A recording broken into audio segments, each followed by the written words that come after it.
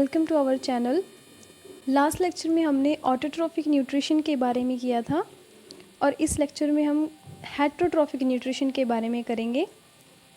तो जैसा कि आप जानते हैं कि हर एक ऑर्गेनिजम्स अपने इन्वायरमेंट के अकॉर्डिंग अडेप्ट होता है और जो न्यूट्रिशन है वो डिफ़र करती है हर एक ऑर्गेनिज्म के लिए, क्योंकि कैसा फूड अवेलेबल है एक ऑर्गेनिज्म के पास और वो किस तरह से उसको लेता है, मतलब ऑब्टेन करता है, उसके डिपेंड पर जो फॉर्म ऑफ न्यूट्रिशन है वो डिफ़र करता है। जैसे अब फूड सोर्स स्टेशनरी है, जैसे मान लीजिए कि ग्रास है, ग्रास स्टेशनरी होता है और काऊ उसके पास जाकर खाती है, या कोई न्यूट्रिशन अगर मोबाइल होता है, जैसे डियर, लायन के लिए डियर मोबाइल न्यूट्रिशन है, मतलब जो मूव कर सकता है।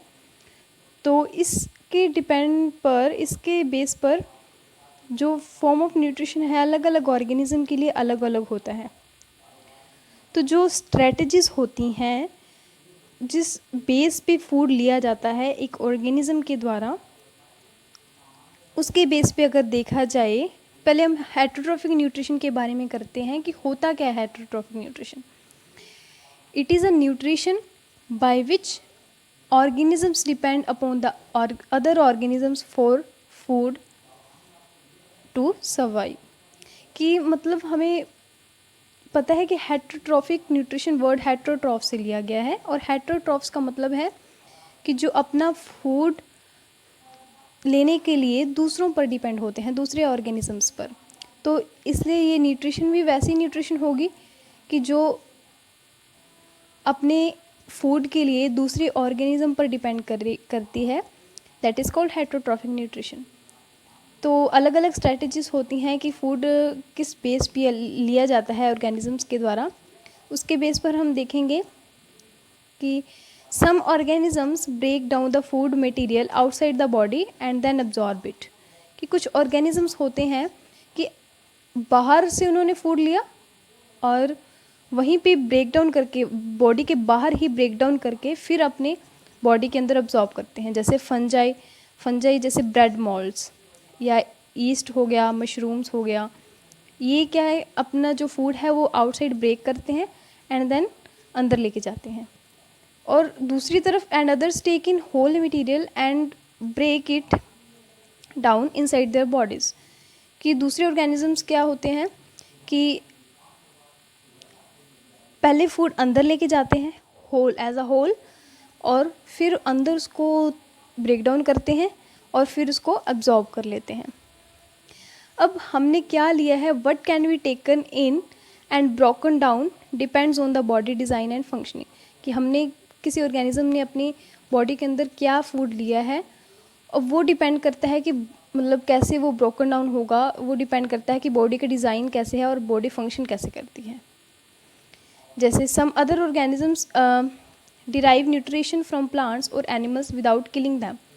कि कुछ ऑर्गेनिजम्स ऐसे होते हैं कि जो प्लांट से या एनिमल से न्यूट्रिशन तो ले लेते हैं पर उनको बिना किल किए, उस न्यूट्रिशन को हम बोलते हैं पैरासाइटिक न्यूट्रिशन।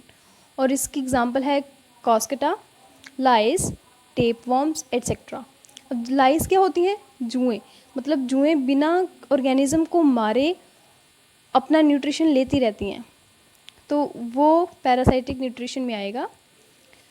फिर उसके बाद क्वेश्चन आता है, how do organisms obtain their nutrition. कोई भी ऑर्गेनिज्म अपना न्यूट्रिशन लेते कैसे हैं। अब जो फूड के बेस पे अलग अलग फूड अलग अलग ऑर्गेनिजम्स के लिए अलग अलग जगह पर अलग अलग अवेलेबिलिटी होती है हर एक ऑर्गेनिजम्स के लिए, तो डाइजेस्टिव सिस्टम भी अलग अलग होगा हर एक ऑर्गेनिज्म का, मतलब काफ़ी सारे ऑर्गेनिज्म का डाइजेस्टिव सिस्टम अलग अलग होगा। जैसे अब सिंगल सेल है, वो food is taken from the entire surface. जो फूड है वो अपने किसी भी सरफेस से ले सकते हैं, मतलब उनके लिए कोई स्पेशलाइज्ड ऑर्गन नहीं होता कि आपने यहीं से लेना है फूड, ऐसा नहीं होता, वो कहीं से भी फूड ले लेते हैं। पर जैसे जैसे कॉम्प्लेक्सिटी बढ़ती जाती है ऑर्गेनिजम्स की, जैसे ह्यूमन बींग्स है, काफ़ी कॉम्प्लेक्स स्ट्रक्चर है ह्यूमन बींग्स की, तो क्या होता है कि हर एक पार्ट स्पेशल ऑर्गेनाइज हो जाता है हर एक फंक्शन करने के लिए। जैसे एग्जांपल हम अमीबा की ले लें। Amoeba takes in food using temporary finger like extensions of the cell surface. अपने सरफेस पे जैसे ये फूड है, ये फूड पार्टिकल, और ये अमीबा को हम किसी भी स्ट्रक्चर में बना सकते हैं, और अंदर इसके न्यूक्लियस और बाकी साइटोप्लाज्म। तो ये फूड मटेरियल है। तो फूड मटेरियल को क्या लेगा, अपनी किसी भी सरफेस से अपनी एक्सटेंशन कर लेगा, जैसे फिंगर लाइक एक्सटेंशंस होती हैं तो वो कर लेगा। तो फूड मटेरियल को उसने कवर कर लिया एंड देन फिर उसको अंदर ले गया। इसको बोलते हैं फूड वैक्यूल। जहाँ से भी वो अपनी वैक्यूल फॉर्म करेगा फूड लेने के लिए, वो फूड वैक्यूल बन जाएगी। और फिर उसने फूड अंदर ले लिया और साइटोप्लाज्म में वो डिफ्यूज़ हो गया फूड, और फिर जो फूड मटेरियल बाकी बचेगा, जो वेस्ट बचेगा, वो कहीं किसी भी सरफेस से वो बाहर निकाल देगा। तो वही बताया है, amoeba takes in food using temporary fingers like extensions of the cell surface inside the food vacuole. Complex substances are broken down into simpler ones. कि ये जो फूड मटेरियल है कम्प्लेक्स है, वैक्यूल के अंदर जब जाएगा तब क्या होगा, ये कम्प्लेक्स टूट जाएगा, टूट के सिंपलर में बन जाएगा, और जो रिमेनिंग अनडाइजेस्टेड मटेरियल है वो मूव आउट हो जाएगा। तो ये था अमीबा के बारे में। और पैरामीशियम को अगर देखा जाए, वो भी एक यूनिसेलुलर ऑर्गेनिज्म है, बट उसकी जो शेप है वो डेफिनेट होती है, मतलब फिक्स होती है, और वो किसी एक स्पेसिफिक स्पोर्ट से वो फूड लेता है पैरामीशियम, और जो मूवमेंट होती है वो उसकी सीलिया की हेल्प से होती है।